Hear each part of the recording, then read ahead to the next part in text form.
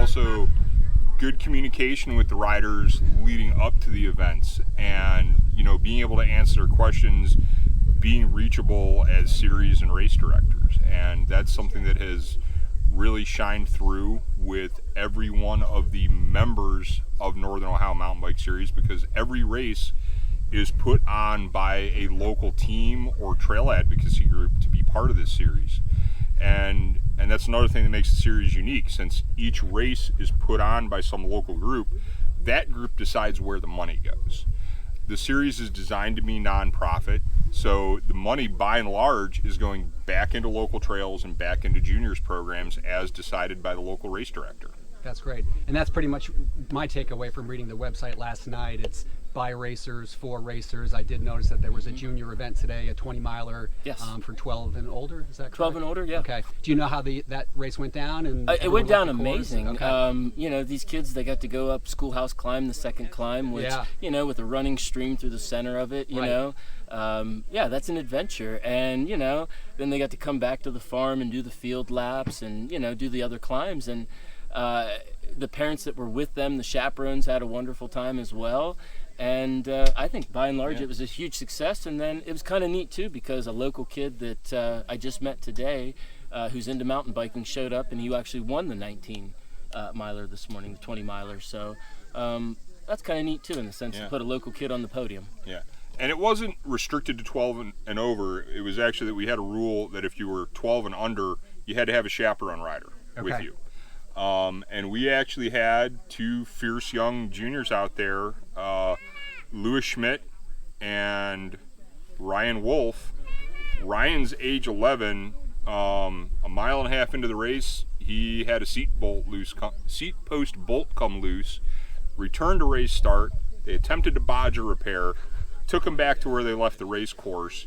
His seat was just moving around on the seat post the entire race, but that kid wanted to finish his race. Okay. And that's part of and he's actually from my juniors program. Sure. And that's at the heart of what we try to instill in these kids, is do the hard things and finish what you start.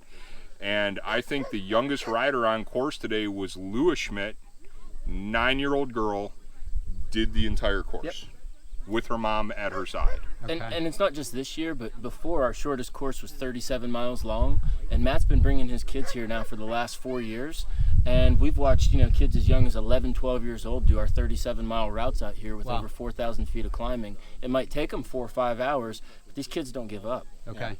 I mean, it's like, it's hard to find a dry eye in the whole place, whenever something like that happens, because, it is like, it's all the little things that come from a cycling event like this. Sure. That, you never think of when you start doing this. Have just been so surprising to see the people that, are on weight loss journeys, or they're on the journey of coming back from an illness or injury, and, this is their first event back. And, there's just so many inspiring stories that come from this, and not just this event, but almost every cycling event that you go to. You could just talk to all the riders, and everybody's got a cool story. Sure. Sure. They really do.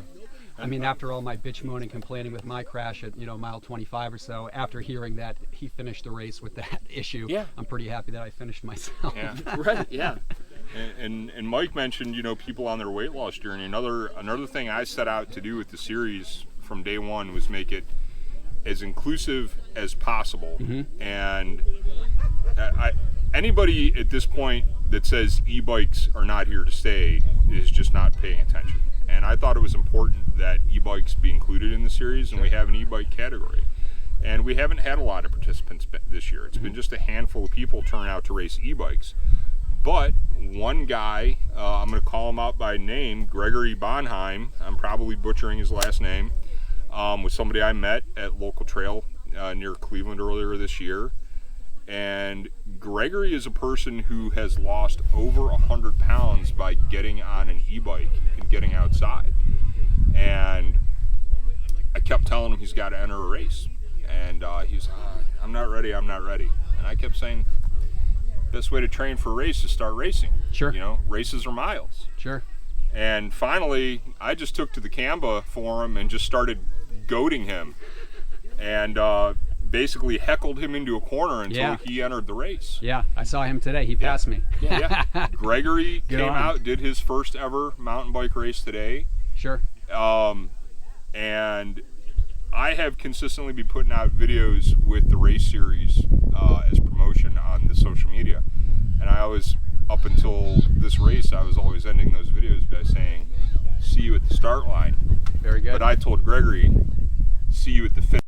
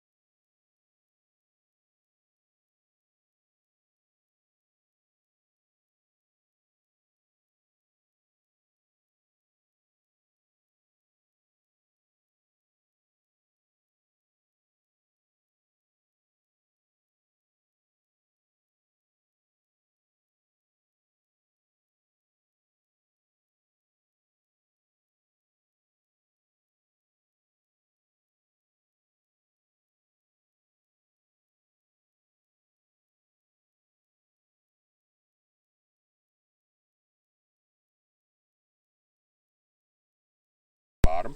No. No. Remember, we're all about customer service. Maybe quality. a ramp. That's why we have the ambulance there. Maybe a ramp, get some sweet jumps, Napoleon Dynamite style. Now, what was your experience like today with like the course and the terrain? What did you think of like the hills or even like the roughness, you know? Yeah, so, you know, Funk Bottoms carries the moniker of Ohio's toughest gravel grinder. This was the roughest gravel grinder, I would certainly say. I mean, that schoolhouse climb, like you said, stream running down on either side. Once you get kind of locked into your lane, you have to commit to it. Yeah, so if you unclip at that point, you're walking. Yep. With the mountain bike that I took today, I never had to walk a climb, so I was, you know, pretty pleased about that. Certainly I think it was the fourth descent, and I had a little bit of confidence, you know, in my bike at that point that I was descending well. I was making up time on descents, and I think just a combination of maybe from the thunderstorms that had come through and just kind of washed out that area, there were you know, more than a few points in that where you would actually lose traction with the ground, so you can no longer be turning in those moments. And I got to a point where I was probably carrying too much speed, needed to either take a right, but I was airborne at the time, so now I'm forced into going straight. I had to go onto the brakes, almost had it stopped, but then I'm off the ledge and, you know, ass over tea kettle. And point your camera behind you for a moment. I know you're in the middle of an interview. This right there, this is what we're all about. This is one of the series sponsors teaching his son to ride. Yeah. And that goes Don't crash! And honestly, like right there, what you're seeing, that goes with the whole farm theme. Like that's one thing we really like to bring into this is there's that level of we're going to be tough that you get with how tough like the roots are and just the terrain in general. Sure. But just like with farming, there's that toughness to it, but there's also like that beauty in it, and moments like that, or somebody finishing, or anything, someone hitting a personal best, or getting their first podium. A lot of wins out there. Yeah, so there were plenty of water crossings, which weren't an issue. I loved this kind of infield start and end to it, that kind of cyclocross field. It's a great way to have a mass start because, as opposed to some sort of pavement start, and it's dangerous. I mean, everyone was laughing and joking around and having fun. And even going up church climb and people are hooting and hollering. It was pretty funny. I think that the recent weather impacted the course in the sense of, I don't know what kind of feedback you got. There were a lot of downed trees, downed limbs. Yep. Some were at inopportune times where you're coming down pretty fast or around a turn. I don't know what it looked like for the lead pack of riders, but I can imagine that's potential safety risk at that point where a lot of people are locking up their brakes to get over. But some of those things are out of your control as well.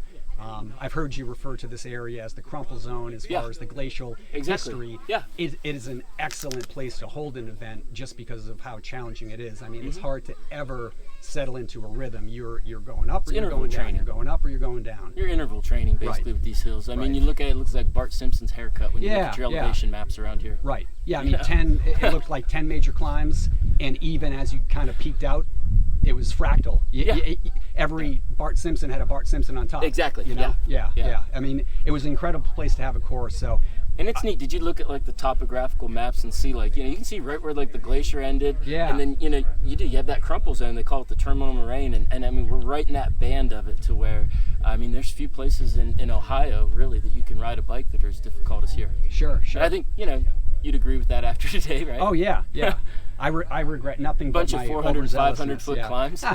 Yeah, right. You don't see that. I mean, you don't see that in any other gravel event. Yeah. I think that this has, the most challenging conditions of any course so far that I've done in the gravel race series. I haven't done Magnolia or Ride on Jeremy Ride, but I don't think they'll, have over 100 feet of climbing per mile, like today did. Right. I mean, I rode in Switzerland earlier this year, and you don't see that in Switzerland. So, for anyone who says Ohio's flat, that goes out the window. I like being compared to Switzerland. Yeah. That's kind of cool. Yeah, thank you. Yeah, and in its own way, it has Switzerland beat. I'm trying to think if there was anything else I wanted to get to. It's a joy to share this area with everyone. I mean, I grew up here. I'm 40 years old, and it's just it's like I've done some traveling and I've seen some things, and it's like, man, I keep coming back to this, and it's these hills and these valleys, with all these streams and creeks, and it's as beautiful as anywhere else. I mean, I think as far as sort of the gravel versus mountain bike debate on this course, it truly does not afford an advantage to either bike, because you want to have a lighter bike, I suppose, for all the climbing, but then the mountain bike gearing for the uphill and for the downhill comfort, and then the mud. This year the mud, the people on mountain bikes, to where that's the other thing about this is without being able to control the conditions, we could have had that rain a day sooner to this event, to where anyone on a mountain bike would have just had a walk in the park compared to anyone on a gravel bike. But then go 2 days out with the rain the other way and it dries out more, and then there's a little bit maybe more of an advantage. But then there's also other things like that pipeline construction you went through with 6-inch deep gravel and things like that are out of control. That always something like that going on around here. Right. Yeah, I mean, it was probably truly right in the middle, kind of a Lachlan Morton Franken bike with the XC bike with the lefty shock and the inboard bar ends or something. I mean, do you do the hardtail with the gearing, or do you do the gravel bike with the mullet build? Right. Like the mullet drivetrain to get the low enough gearing. Right. I think I heard just as many people on a gravel bike say I should have brought my mountain bike as I heard people on a mountain bike say I should have brought my gravel bike today. And it was probably 50-50 of the bikes that I saw. So it was, I think perfectly done. And also quite a few people that said, I'm never doing this event again, but those are the same people that said that last year, and the year before, and the year before, and they keep coming back. Absolutely. As speeds increase and as aerodynamics play more of a factor, I assume at that point gravel bikes have a little bit of an advantage. as far as the elite men were concerned, do you Not know here. who won the event today? Was it a curly bar bike or flat bar bike, or We're confident it was a bike. it was Yes. a bike, 2 wheels? I can't It's answer. definitely a bike. Yeah, 12 hours into my day, I can't confidently answer that to you right now. And then plus the whole week's been a blur. Yeah. Round wheels? Yeah, Yeah. Yeah. definitely.